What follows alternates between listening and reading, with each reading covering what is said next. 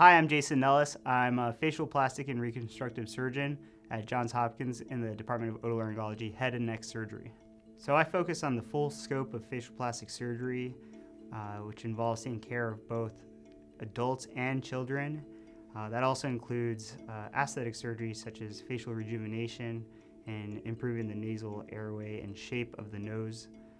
I also do facial reconstruction, so whether that's a patient who's had Mohs surgery with a skin defect or a large head and neck cancer requiring complex facial reconstruction, or someone who has facial paralysis and requires facial reanimation.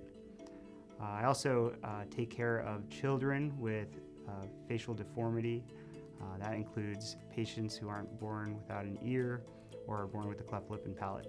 I've really dedicated myself to providing the best care for these patients, so much so that I've traveled around the world working with some of the masters in these reconstructive procedures and learning from them, and now bringing those treatment strategies here at Johns Hopkins to provide the best care for these children and their families. So facial plastic surgery offers a unique ability to help patients. The face serves multiple purposes, and one really important purpose is the identity. So what really energizes me, makes me excited to help patients is really get the chance to restore their sense of identity. So I really enjoy forming close relationships with my patients and really listening to their journey. In other words, where do they start from with their facial deformity? How does it impact their day-to-day? And what can we do to make them look and feel better? I think developing that relationships helps me understand really what are their motivations and expectations from surgery, and really best how to help them. My philosophy on patient care really drives my research interests, which is understanding the psychological and social impact of facial deformity. In other words, how does facial deformity affect one's ability to go out in public and socialize with their friends and family? And how does surgery change that and make that better?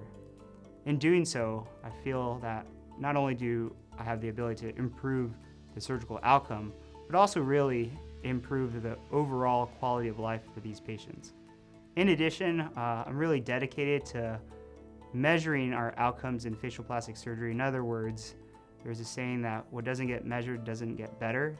And I think by trying to measure how we're doing with surgery, we can continue to get better and improve and expand, in addition to applying novel, innovative techniques with the modern technology that we have today. I think this, combined with understanding our patients better, will result in really optimal care for our patients who come in for facial reconstruction, as well as aesthetic surgery for the face.